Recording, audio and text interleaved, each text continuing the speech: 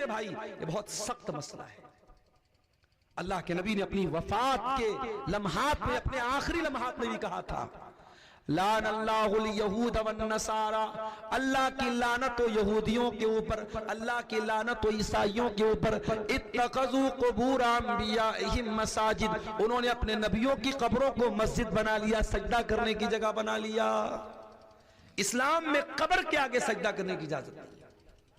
اسی لیے جنازے کی نماز میں بھی آپ سجدہ نہیں کرتے، رکوع نہیں کرتے. اچھا جنازے کی دعا کتنے لوگوں کو یاد ہے؟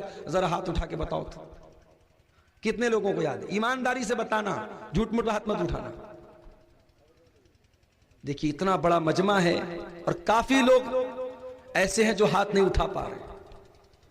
یہ افسوس کی بات ہے. آپ اپنے دنیا کے کاموں میں بہت ماہر ہیں، اپنی راجنیتی کے معاملے میں بہت ماہر ہیں، اپنی کھیتی باڑی کے بارے میں بہت جانکار ہیں، لیکن آپ کو جنازے کی نماز کی دعا تک نہیں آتی. یہ افسوس کی بات نہیں ہے. جنازے کی نماز میں اللہ اکبر کا امام صاحب نے پہلی تکبیر کے بعد سورہ فاتحہ پڑھے گا. بسم اللہ الرحمن الرحیم الحمدللہ رب العالمین الرحمن الرحیم مالک یوم الدین ایاک نعبد و ایاک نستعین اہدنا الصراط المستقیم صراط الذین انعمت علیہم غیر المغضوب علیہم ولا الضالین آمین. سورہ فاتحہ پڑھے گا.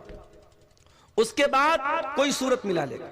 بسم اللہ الرحمن الرحیم قل هو اللہ احد اللہ الصمد لم یلد ولم یولد ولم یکن له کفوا احد. اس کے بعد امام کہے گا اللہ اکبر. اس میں رفع یدین کر بھی سکتے ہیں، نہیں بھی کر سکتے، دونوں طریقہ جائز ہے. اگر آپ چاروں مرتبہ رفع یدین کرے تو بھی چلے گا، اور صرف ایک مرتبہ رفع یدین کر کے ہاتھ باندھے رہے تو بھی چلے گا. ایک بار اللہ اکبر کا سورہ فاتحہ پڑھا، کوئی سورت پڑھی.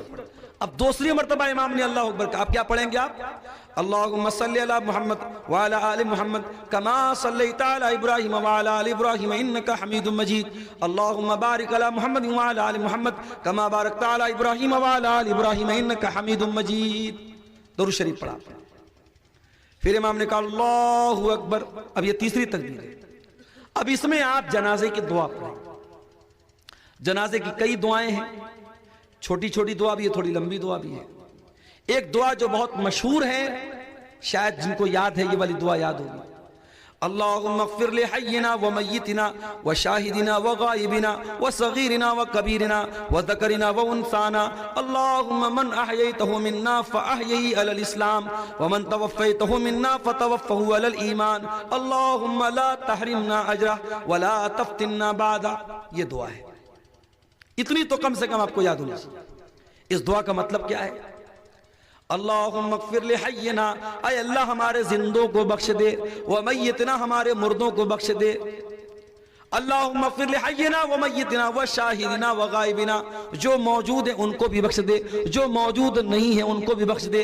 اے اللہ ہمارے مردوں کو بھی بخش دے، ہماری عورتوں کو بھی بخش دے، ہمارے بچوں کو بھی بخش دے، ہمارے زندوں کو بھی بخش دے، ہمارے مردوں کو بھی بخش دے. سارے لوگوں کی بخشش کی دعا کرتے ہیں آپ جنازے کی. اس کے بعد آپ کیا کہتے ہیں؟ اللہم من احییتہ منا فاحیہی علی الاسلام. اے اللہ تو جسے زندہ رکھے اسے اسلام پر زندہ رکھے. ومن توفیتہ منا، اور جسے تو موت دے دے فتوفہ علی الایمان. اے اللہ تو اسے ایمان پر موت دے. اللہم لا تحرمنا اجرا. اے اللہ اس مرنے والے کے اجر و ثواب سے ہم کو محروم مت کر، مرنے والے کے ثواب سے ہم کو محروم مت کر. ولا تفتنا بعدا، اور اس کے بعد اور ایک حدیث میں یہ بھی الفاظ آئے ولا تضلنا بعدا، اس کے بعد تو ہمیں گمراہی میں مت ڈال، ہمیں فتنے میں مت ڈال. ایک چھوٹی سی دعا بھی جنازے میں آپ پڑھ سکتے ہیں. اللہم اغفر لہو ورحمہ وعافہ واعف عنہ واکرم نزلہ ووسع مدخلہ. اے اللہ اس مرنے والے کو بخش دے، اس کے اوپر رحم فرما، اس کو درگزر کر دے، اس کو عافیت میں رکھ، اس کی اچھی مہمان نوازی فرما، اور اس کے گناہوں کو دھو دے. یہ دعا بھی آپ پڑھ سکتے ہیں. تو جنازے کی تیسری تکبیر کے بعد آپ کو یہ دعا پڑھیں. اس کے بعد چوتھی تکبیر ہوگی، امام السلام علیکم ورحمۃ اللہ، السلام علیکم ورحمۃ اللہ، دونوں طرف سلام پھیرے گا، آپ سلام پھیرتے ہیں. یہ جنازے کی نماز کا طریقہ ہے. اس کے بعد اور آگے بڑھیے. اب آپ جنازہ پڑھ چکے، اب مردے کو قبرستان لے کے جا رہے ہیں. دنیا میں انسان کتنا طاقتور تھا، دنیا میں اس کی فارچونر گاڑی جب گزرتی تھی روڈ پر تو لوگ تاکنے لگتے، نیتا جی کی گاڑی آ گئی، ودھائک جی کی گاڑی آ گئی، منتری جی کی گاڑی آ گئی، فلانے صاحب کی گاڑی آ گئی. اور آج جنازے پہ لیٹا ہوا ہے وہ انسان، اور اس کی جنازے کی چارپائی کو لوگ پکڑے ہوئے ہیں اور اس کو لے کے قبرستان جا رہے ہیں. قبر تیار ہے، اور قبر بھی آپ جانتے ہیں دو طرح کی ہوتی ہے. ایک ہوتی ہے صندوقی قبر جس میں بیچ میں مردے کو رکھا جاتا ہے، اور ایک ہوتی ہے بغلی قبر. اور اللہ کے نبی کی جو قبر ہے وہ بغلی قبر تھی جس میں سائیڈ میں مردے کو رکھا جاتا ہے. تو قبر میں مردے کو اتارا جاتا ہے. اب جب قبر میں اتارا گیا اس کے بعد مٹی ڈالی جاتی ہے. مٹی ڈالنے کے ٹائم بہت سے لوگ دعا پڑھتے، منہا خلقناکم ومنہا نخرجکم وفیہا نعیدکم تارۃ اخری. یہ دعا پڑھتے ہیں، یہ ثابت نہیں ہے، بس بسم اللہ پڑھ کے آپ مٹی ڈال دیجئے. مٹی ڈال دیا، ہاتھ جھاڑ کے چلے آئے. زندگی بھر اس بات کی فکر کرتے رہے لوگ کیا کہیں گے. صحیح کام کرنا تھا، نہیں کر رہا تھا، کیوں لوگ کیا کہیں گے. مولوی صاحب نے تقریر میں بیان کیا، بارات مت لے کے جا، جہیز مت لے تو، منگنی کی رسم مت کر تو، ہلدی کی رسم مت کر تو.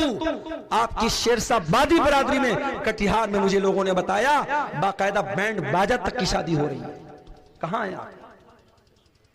اتنے بڑے بڑے جلسے اور ہندوستان کے چنندہ علماء کو بلانے کا کیا فائدہ ہے اگر آپ کی برادری کے اندر جو الحمدللہ 80% اہل حدیث لوگ ہیں، آپ کی برادری میں ابھی بھی اگر ناچ گانے کے ساتھ اور بینڈ باجے کے ساتھ اگر شادی ہو رہی ہے اور 2-2 لاکھ روپیہ کیش لے کے شادی ہو رہی تو کیا مطلب ہے میرے بھائی. لیکن بہت ساری رسم و رواج کی بات آتی ہے، لوگوں کا یہی کہنا رہتا ہے لوگ کیا کہیں گے. ارے لوگ کچھ بھی کہیں، تو یہ دیکھ اللہ کیا کہے گا. تجھے حساب اللہ کو دینا ہے، لوگوں کو نہیں دینا ہے. لوگ تو تیرے مرنے کے بعد آئیں گے، قبر پہ مٹی دیں گے، ہاتھ جھاڑیں گے، چلے جائیں گے. لوگ تیرے اچھے کام کی بھی تعریف کرنے کے لیے تیرے مرنے کا انتظار کریں گے. جس دن تو مرے گا تیری قبر پہ مٹی دینے آئیں گے، اس دن کہیں گے کہ ہاں یار آدمی تو بڑا اچھا تھا. زندگی میں جس نے کبھی آپ کو اچھا نہیں کہا وہ مرنے کے بعد اچھا کہے گا. لوگوں کو خوش مت کرو میرے بھائی، اللہ کو خوش کرو، اس کو راضی کرو. لوگ تو آپ کے مرنے کا انتظار کرتے ہیں. میں کبھی کبھی تقریر کے لیے جب سفر کرتا ہوں بہت تھک جاتا ہوں، سچی بتا رہا ہوں. ابھی ادھر بھی کنٹینیو 7-8 دن سے لگ نہیں ہے میرے بھائی.